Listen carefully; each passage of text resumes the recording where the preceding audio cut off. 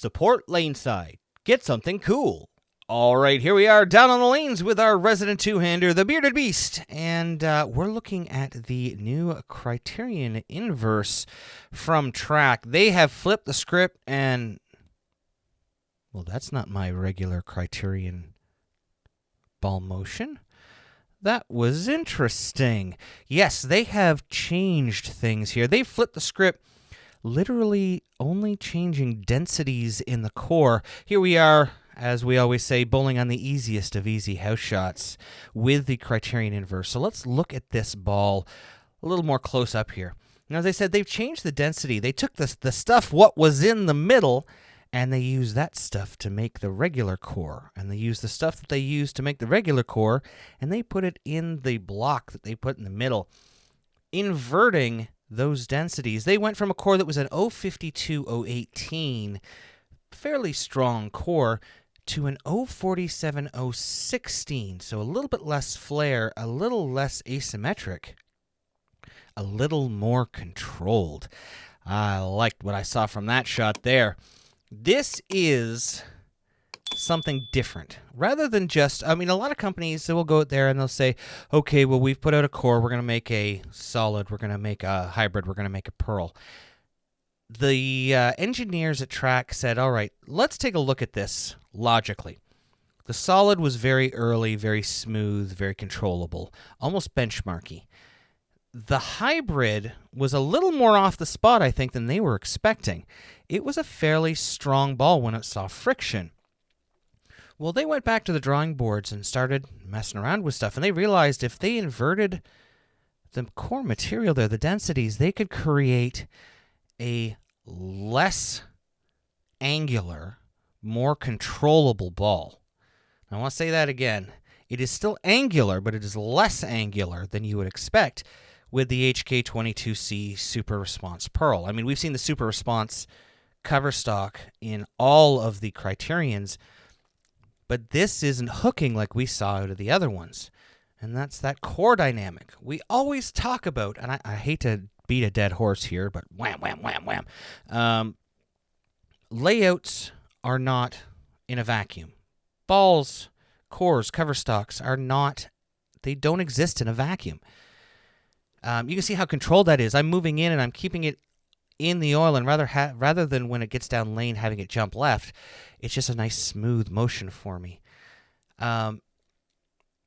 This is something different. This is something that the industry has started to look at with things like the direct hit, the torpedo direct hit. Balls that are still strong, still angular, but are much more controllable. Now, I'm not saying that this is like the torpedo, because this cover stock still sucks up a ton of oil. And you can see I can actually get deep enough that the ball won't react. The core densities smooth out this shape. So this becomes a control piece for me, especially on, I would say, medium patterns, where after, say, like most houses, when the outside 5 gets really, really dry, when I go to my stronger pieces, when I go to my hybrids, when I go to my really strong pearls, as soon as they see that friction, it kicks left, and it makes me go so far left, like most two-handers, like most rev-dominant players. It forces me so far left, so far laterally, so quickly that I have no place to go to.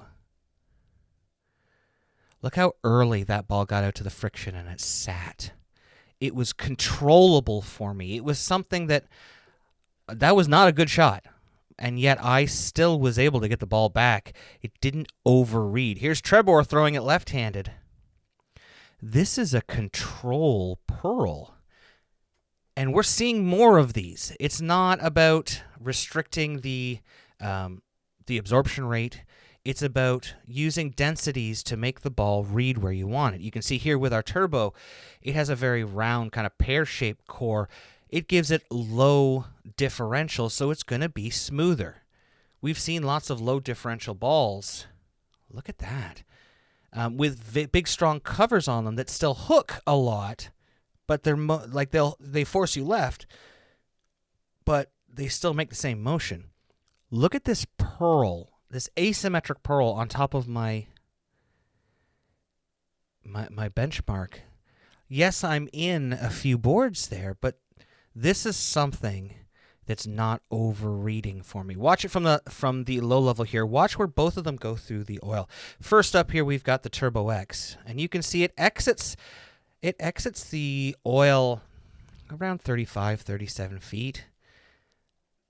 Watch where the inverse, they're almost the same spot where they leave the pattern. The launch angle is slightly different because the cover is stronger, but look how controlled it is down lane. This is a purl. This is a purl. This is going in my bag. This is something that I can go to later in a block or when they're really chewed up to the outsides, especially on a house pattern, and I don't have to worry about, if I get it a little bit right, it overreading. It's gonna sit for me, and it's gonna read where it needs to read, and I really like what I'm seeing out of this ball and from a lot of the balls we're seeing from track.